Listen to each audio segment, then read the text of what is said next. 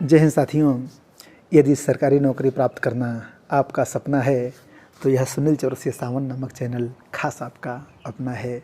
यदि आपने इस चैनल को सब्सक्राइब नहीं किया है, आप हमसे नहीं जुड़े हैं तो जुड़ जाइए। वीडियो अच्छी लगे तो इसको लाइक कर दीजिएगा और शेयर कर दीजिएगा। साथियों, यह वीडियो समर्पित है उन साथियों को जो साक्षात्कार की तैयारी कर रहे हैं, जो इंटरव्यू की तैयारी कर रहे हैं, और वह इंटरव्यू केंद्रीय विद्यालय संगठन में शिक्षक बनने के लिए हो, नवोदय विद्यालय में शिक्षक बनने के लिए हो, सरकारी नौकरी के लिए हो या फिर प्राइवेट जॉब के लिए हो। यदि आप इंटरव्यू की तैयारी करने वाले हैं तो आप इस वीडियो में आप शुरू से अंत तक बने रहिएगा, क्योंकि कभी कभी इंटरव्यूअर आपसे ऐसे ऐसे क्वेश्चंस पूछ देते हैं जिसके बारे में आपने कभी कल्पना भी नहीं की होती है। तो हम उन्हीं प्रश्नों को लेकर आपके सामने प्रस्तुत हैं। देखिए, इस वीडियो से पहले कुछ वीडियो मैंने बनाई थी जो हमारी मतलब कि कक्षा चल रही है इंटरव्यू को लेकर। उसमें मैंने 37 क्वेश्चंस कल मैंने भेजे थे और एक कैंडिडेट ने कमेंट बॉक्स में मैसेज किया था कि सर, जो आपने वीडियो क्वेश्चंस आपने जो भेजे हैं उनका जवाब कहाँ है, क्योंकि वहाँ पे सिर्फ क्वेश्चंस हैं और वे क्वेश्चंस हैं जो इंटरव्यूअर अक्सर पूछते हैं इंटरव्यू में। तो उसका जवाब कहाँ है? तो उसका जवाब यहाँ है, इस वीडियो में है। अभी मैं उन प्रश्नों के मैं जवाब दूंगा और इसके पहले लगभग मैंने 7-8 वीडियो बना दी है जिसमें मैंने, जैसे कि आप केंद्रीय विद्यालय में ही शिक्षक क्यों बनना चाहते हैं, शिक्षक ही क्यों बनना चाहते हैं, या फिर आप अपने सहकर्मियों के साथ कैसा व्यवहार करेंगे। इंटरव्यूअर कभी कभी पूछ देते हैं आप अपने अधीनस्थ कर्मचारियों के साथ कैसा व्यवहार करेंगे, तो उसका क्या जवाब होगा। अगर आपने पहले से नहीं सोचा है तो फिर आप फंस जाएंगे और अच्छी खासी जो आपकी तैयारी रही है, आप शॉर्ट लिस्टेड हुए हैं, फिर उस पर पानी फिर जाएगा। और इसलिए इसके पहले वाली वीडियो में मैंने इन सभी सवालों के जवाब प्रदान कर दिए हैं, ठीक है। मैंने इसके पहले वाली वीडियो में बता दिया है कि अगर मान लीजिए कि इंटरव्यूअर आपसे पूछ रहा है, कह रहा है कि हमारे पास कई आवेदकों के साक्षात्कार हैं, हम आपको ही क्यों चुनें, तो इसका जवाब आप क्या देंगे। इसका जवाब मैंने आपको प्रदान कर दिया है, उस वीडियो को आप देख लीजिएगा। एक और क्वेश्चन बनेगा कि क्या आप स्वयं को ऐसे व्यक्ति के रूप में समझते हैं जो दूसरों से बेहतर पहल कर सकता है, तो बिल्कुल हम समझते हैं। और आगे क्या जवाब देंगे, इसका जवाब मैंने प्रोवाइड कर दिया है। एक क्वेश्चन और बनता है, आर यू सेल्फ स्टार्टर, तो yes, I am self starter. और इसका जवाब क्या होगा, इसका भी मैंने जवाब प्रदान कर दिया है। इस वीडियो में, आज की वीडियो में हम क्या जवाब देने वाले हैं, समय प्रबंधन के संदर्भ में। देखिए, जीवन में समय का बहुत वैल्यू है, ठीक ना। जो समय का सम्मान करता है, समय उसका सम्मान करता है। समझ गए कि नहीं। इंटरव्यूअर आपसे पूछेगा कि आप समय प्रबंधन से क्या समझते हैं। चलिए, माना कि मैंने आपसे क्वेश्चन किया कि अगर आप शिक्षक बनना चाहते हैं, आप हमारी कंपनी में आना चाहते हैं, आप हमारे केंद्रीय विद्यालय में आना चाहते हैं, तो आप समय को किस दृष्टि से देखते हैं, समय का क्या वैल्यू है जीवन में। आप बताइए कमेंट बॉक्स में टाइप करके, फिर मैं बताऊंगा। सोचिए आप। देखिए, समय प्रबंधन, आप खुद कल्पना कीजिए, महसूस कीजिए कि जैसे मान लीजिए कि आप किसी कंपनी में काम कर रहे हो प्राइवेट में, या स्कूल में ही प्राइवेट में पढ़ा रहे हो। माना कि आप ही का मैं उदाहरण ले रहा हूँ।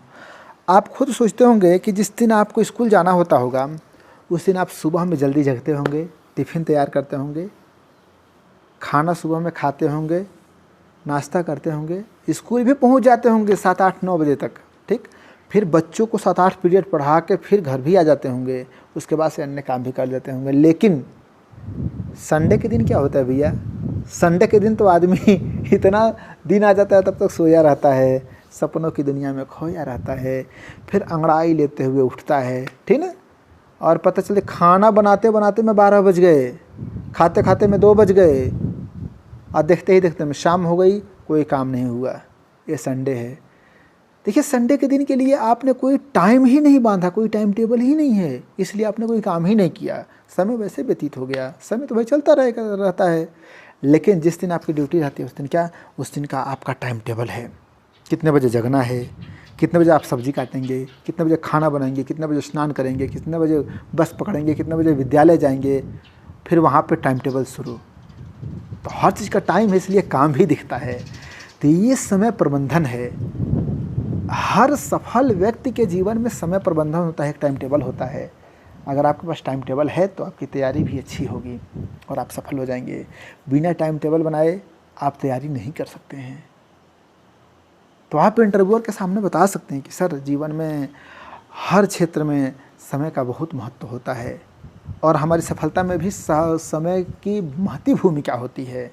इसलिए हमें अपने आप को समय के दायरे में बांध कर कोई भी काम करना चाहिए। और अगर आप हमें अपने वहाँ अवसर प्रदान करते हैं, केंद्रीय विद्यालय संगठन में सेवाएं प्रदान करने का अवसर प्रदान करते हैं, तो हमें समयबद्ध होकर अपनी सेवाओं को प्रदान करेंगे ताकि विद्यार्थियों के जीवन में निखार आवे और हम भी अपनी सेवा को पूरी ईमानदारी से कर सकें। बाकी क्या जवाब होगा आप खुद समझ सकते हैं, खुद आप तैयार कर लीजिएगा। मेरा उद्देश्य है आपके सामने प्रश्न रखना कि समय प्रबंधन से संबंधित प्रश्न बनते हैं इंटरव्यू में। अगला सुनिए, एक प्रश्न बनेगा कि शिक्षक के रूप में आप क्या हासिल करना चाहते हैं। अब सोचिए, अगर मान लीजिए आपसे इंटरव्यूअर प्रश्न पूछते हैं कि एक शिक्षक के रूप में आप क्या हासिल करना चाहते हैं। देखिए, टिंगा वैली में मैं बैठा हूँ, अपने विद्यालय में ही बैठा हूँ, हवा चल रही है और मेरा कैमरा भी हिल रहा है, ये पुष्प भी, आज मौसम बड़ी सुहाना है, पुष्प भी खिले हुए हैं और झूम भी रहे हैं, हम भी झूम रहे हैं, आप भी झूमते रहिए अपने जीवन में। कभी टेंशन मत लेना जी, इंटरव्यू है तो क्या हुआ, टेंशन लेंगे, टेंशन नहीं लेना है। तैयारी को धार दीजिए, तैयारी करते रहिए, मस्त रहिए, व्यस्त रहिए अपने काम में और हम आपके साथ हैं, ठीक है। देखिए, शिक्षक के रूप में आप क्या हासिल करना चाहते हैं, सोच के बताइए। देखो, हर इंसान का अपना टारगेट होता है। अगर आप किसी कंपनी में जा रहे हो तो आपका टारगेट क्या रहता है कि ज़्यादा से ज़्यादा उत्पादन। अगर आप टीचर बन रहे हो तो आपका टारगेट क्या होना चाहिए, सैलरी कमाना। इसको गौड़ रखिए, सेकेंडरी रखिए। फर्स्ट आपका क्या होना चाहिए, जवाब सुनिए, फर्स्ट आपका होना चाहिए देश को आदर्श नागरिक प्रदान करना, स्वस्थ समाज का निर्माण करना, शिक्षित समाज का निर्माण करना, ये आपका टारगेट होना चाहिए। शिक्षक क्या होता है, समाज सुधारक भी होता है। ब्रॉड सोचिए, तब आपका जवाब भी सॉलिड होगा। आपका उद्देश्य क्या है, हासिल क्या करना चाहते हो। शिक्षक के रूप में एक रिस्पेक्ट हासिल करना चाहते हो। रिस्पेक्ट तब मिलता है जब आप अपने काम को रिस्पेक्ट दोगे, ईमानदारी से काम करोगे। समझ गए ना। आप क्या हासिल करना चाहते हो, आप हासिल करना चाहते हो अपने बच्चे की, अपने विद्यार्थी की उपलब्धि हासिल करना चाहते हो। अपनी उपलब्धि नहीं, अपने विद्यार्थी की उपलब्धि। आपका जो भी जवाब होना चाहिए ना, विद्यालय को समर्पित होना चाहिए, विद्यार्थी को समर्पित होना चाहिए, तब सामने वाला प्रभावित होगा। मैं बकरियां भी करती हैं, कट जाती हैं। मैं नहीं करना है, हम करना है, आप करना है। समझे, ये बात करने की एक शैली होती है। इंटरव्यूअर का दिल जीतना सीखिए, ठीक है।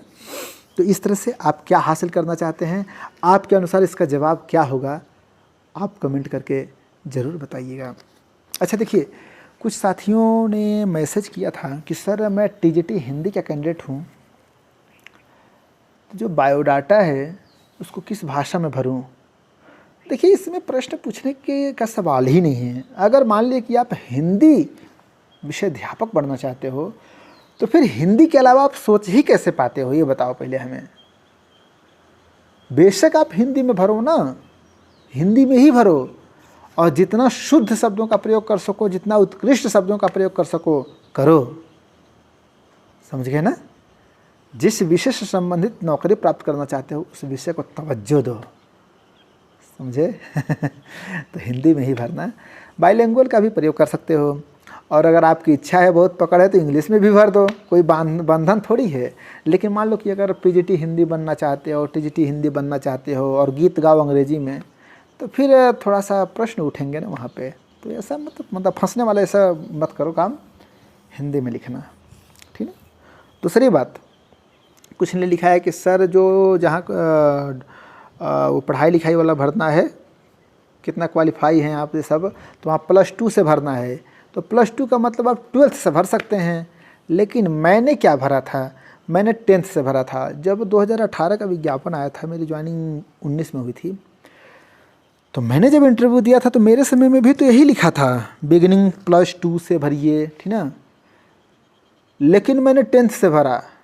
देखिए 10th से भर देंगे तो ये थोड़ी है कि आपका बायोडाटा ख़राब हो गया, चाहे आप रिजेक्ट कर दिए जाओगे। देखो एक्स्ट्रा डिग्री डाल दोगे, मार्कशीट डाल दोगे बायोडाटा के साथ, तो रिजेक्ट नहीं हो जाओगे। हाँ, अगर 1 डिग्री कम डालोगे, 1 मार्कशीट कम डालोगे तो रिजेक्ट भले ही हो जाओगे। तो भैया मैंने तो देखो, मैं तो इतना बंधन में रहता नहीं हूँ, मैं एक्स्ट्रा जितना रहता है सब लगा देता हूँ, समझे ना। मैं ज़्यादा डर कर नहीं जीता हूँ। आपके तो मन में इतना भी ख्याल आ रहा है कि बाप रे वहाँ +2 लिखा तो 10th डालूँ कि नहीं डालूँ। मैंने तो इतना थिंकिंग ही नहीं किया था जी, मैंने हाई स्कूल से डाला था। This is my best biodata, thumbnail पे लिखा है जिस वीडियो पे, उस वीडियो को खोल के देखना। उस वीडियो में मैंने अपने बायोडाटा की फ़ोटो डाल दी है, मैंने 1000 बार बता दिया है, उसको जाकर जूम करके देखना। मैंने हाई स्कूल से लिखा है, हाई स्कूल मेरा 2008 में हुआ था, सब मैंने बता दिया है। फिर हाई स्कूल, तब इंटरमीडिएट, तब BA, तब MA, B.Ed, ऐसे मैंने दर्शाया है, देख सकते हैं। तो आप भी देखो, ज़्यादा परेशान मत हो।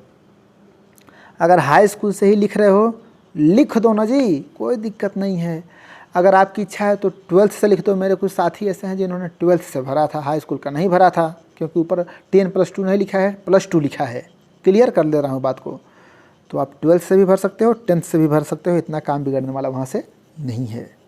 आपका पूरा ध्यान होना चाहिए अपनी तैयारी पे। क्लियर। एक और क्वेश्चन बार बार बन रहा है कि सर क्या पांचों हम 5 कॉपियाँ बनवाएं तो पांचों के पीछे सभी प्रतियों को हम लगाएंगे? तो बिल्कुल, जो आप 1 कॉपी बनाओगे तो वैसा ही पांचों बनाओगे, ठीक ना। क्योंकि अगर आपका इंटरव्यू लेने वाले 5 इंटरव्यूअर बैठे रहेंगे तो पांचों के हाथ में 1-1 कॉपियाँ रहेंगे। तो ये थोड़ी है कि आप बायोडाटा वाला लगा दो और पीछे का सर्टिफिकेट ना लगाओ। तो वो कहेंगे कि सर थोड़ा दिखाइएगा, हम इसका कैंडिडेट का हम देखें, सर दिखाइएगा, हम देखें, ऐसा थोड़ी करेंगे। अरे सबके हाथ में 1-1 होना चाहिए, लगा दीजिएगा, कोई दिक्कत नहीं, टेंशन नहीं लेने का। ओके। आज तो भैया संडे है, फंडे है, मैं भी आराम से सुकून से बैठा हूँ। मैंने सोचा आपका हेल्प भी हो जाए और थोड़ा सा एकांत का आनंद भी ले लिया जाए। तो इसलिए विद्यालय में आया हूँ, सीढ़ी पे बैठा हूँ, मेरा मित्र मेरे पास है, ठीक है, और आराम से आप लोग मेरे साथ जुड़े हो, हम आपसे मुखातिब हुए हैं। अच्छा लग रहा है, खुशी खुशी से आप तैयारी करो, खुश रहो, आनंदित रहो, ठीक है।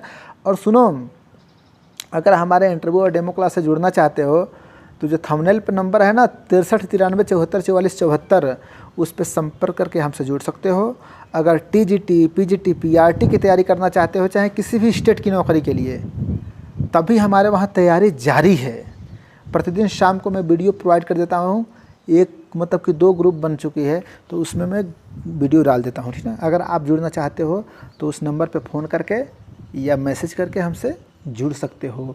और ध्यान देना, अगर तैयारी करना चाहते हो, शिक्षक बनना चाहते हो, तो भविष्य में नौकरी आने वाली है या आ चुकी है, कब परीक्षा होगी इस इंतज़ार में मत रहो, क्योंकि हमारे साथ जुड़ के तैयारी करने वाले देश से जुड़े हुए हैं कितने साथी, तैयारी उनकी जारी है। अगर आप भी चाहो तो जुड़ सकते हो, नहीं भी जुड़ना चाहते हो तो अपने स्वाध्याय को जारी रखो, क्योंकि समय बैठा नहीं है भैया। देख रहे हो ना, 1 नंबर से लोग सिलेक्ट हो रहे हैं, 1 नंबर से लोग रिजेक्ट हो रहे हैं, ठीक है। तो बढ़िया से तैयारी करोगे तो आगे बढ़ जाओगे। देखिए, इंटरव्यूअर कभी कभी प्रश्न पूछते हैं कि अगर मैं आपसे कहूं कि आप अच्छा इंटरव्यू नहीं दे पा रहे हैं तो आप क्या कहेंगे? बताइए कमेंट बॉक्स में टाइप करके, आप क्या कहेंगे, बोलिए। माना कि मैं आपसे कह रहा हूं, मैं इंटरव्यू ले रहा हूं, मैंने आपसे बोला कि देखिए भैया आप अच्छा इंटरव्यू नहीं दे पा रहे हैं आज, तो इस पर आपकी क्या प्रतिक्रिया होगी, बोलो। देखो, मैं आपसे एक बात क्लियर बता दे रहा हूँ, कभी कभी इंटरव्यूअर मौज मस्ती और मजाक के मूड में भी रहते हैं, ठीक है, समझ गई नहीं बात को। तो मजाक मजाक में भी कह देते हैं कि अगर मैं आपसे ये कहूँ कि इंटरव्यू आपका अच्छा नहीं हो रहा तो आप क्या करेंगे, तो हाँ, ये नहीं कि डगमगा जाओ, चेहरा लाल, चेहरा पीला, उदास, ऐसा बिल्कुल नहीं। देखो, उनके भाव को समझो। अगर माना कि आपका इंटरव्यू सच में थोड़ा थोड़ा डगमगा रहा है, तभी उन्होंने ऐसा कहा, तो आप पॉजिटिव जवाब दो कि सर यथा सामर्थ्य मैंने अपना बेस्ट करने की कोशिश की है, बेस्ट इंटरव्यू देने की कोशिश की है सर। मनुष्य का स्वभाव है, कहीं कहीं त्रुटियां हो सकती हैं, क्षमा प्रार्थी हूँ साहब, लेकिन मैं चाहता हूँ कि आप अगला क्वेश्चन पूछिए, मैं उत्तर देने की कोशिश करूँगा सर। मैंने अपना 100% दिया है सर तैयारी में, और मैं चाहता हूँ कि आप मेरा सिलेक्शन करें सर। मैं केंद्रीय विद्यालय संगठन के लिए अपना 100% प्रयास करने की कोशिश करूँगा, कर्तव्यों का पालन करने की कोशिश करूँगा। ऐसे जवाब दीजिए ना, मतलब कि नैया डगमगाने का मतलब ये थोड़ी है कि नैया डूब जाएगी। अरे मझधार में अगर नैया डगमगा रही है ना, तो नाविक उसको संभाल भी लेता है और नैया पार भी होती है, समझे। तो ये नहीं कि नैया डगमगा रही है तो बस अब तो डूबना ही डूबना है, डूब जाओ, ऐसा नहीं होता है। नैया डगमगाने का मतलब लहरें आती हैं जाती हैं, क्वेश्चन आएंगे जाएंगे, उसको पार करना ये अपने आप में कला है, बहुत बड़ी बात है, समझे। तो आप पॉजिटिव जवाब दीजिएगा। बाकी आप इस प्रश्न का सामना करने के लिए तैयार रहिएगा, उत्तर सोच लीजिएगा अपने स्तर पे भी। मैं आपके सहयोग के लिए आपके सामने हाजिर हूँ।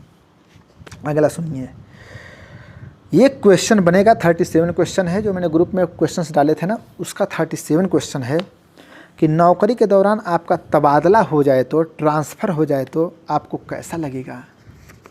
सुनिए, आप क्या जवाब देंगे, सोच के बताइए हमें। देखिए मैं बता रहा हूँ क्या जवाब देंगे आप। देखिए, केंद्रीय विद्यालय संगठन में अगर आप नौकरी करना चाहते हैं ना, तो ट्रांसफ़र के लिए तो तैयार रहना पड़ेगा। और देखिए एक मतलब कि आपका अंडरटेकिंग भी लिया जा रहा है कि ऑल इंडिया में कहीं भी आपकी पोस्टिंग हो तो आप राज़ी हो ना, तो राजीनामा आप दे रहे हो, ठीक ना। तो आपसे पूछा जाएगा कि अगर मान लीजिए कि आपका तबादला हो जाए तो आप क्या करेंगे। देखिए आप बोल दीजिए कि सर हमें देश में किसी भी कोने में अगर सेवा प्रदान करने का अवसर मिले तो हम तैयार हैं और खुशी खुशी से तैयारी करेंगे।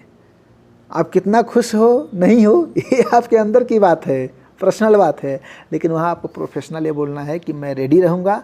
और भाई रेडी हो तभी तो इंटरव्यू देने आए हो, तो बोल देना कि मैं रेडी रहूँगा सर, अगर मेरा ट्रांसफ़र कहीं भी हो जाए तो मैं खुशी खुशी वहाँ जाने के लिए तैयार हूँ। ये मेरा शौक़ है भारत भ्रमण करने का, भारत दर्शन करने का और भारत भर के विद्यार्थियों को शिक्षित करने का, पढ़ाने का, ठीक है। कहने का मतलब आपका हर जवाब पॉजिटिव होना चाहिए, ठीक है। तो ये मेरा एक छोटा सा प्रयास रहा आपका हेल्प करने के लिए, सहयोग करने के लिए। तो अगर मेरा प्रयास अगर आपको अच्छा लगा है तो गुरुदक्षिणा के रूप में इस वीडियो को ज़रूर शेयर कर दीजिएगा, वीडियो को लाइक करके चैनल को सब्सक्राइब अवश्य कर दीजिएगा। अगली वीडियो आपको किस टॉपिक पे चाहिए आप कमेंट करके अवश्य बताइएगा। आपके मन में और कौन सा सवाल चल रहा है ये आप हमें कमेंट करके पूछ सकते हैं। तब तक के लिए बहुत बहुत धन्यवाद। जय Hind, Vande Mataram, best of luck.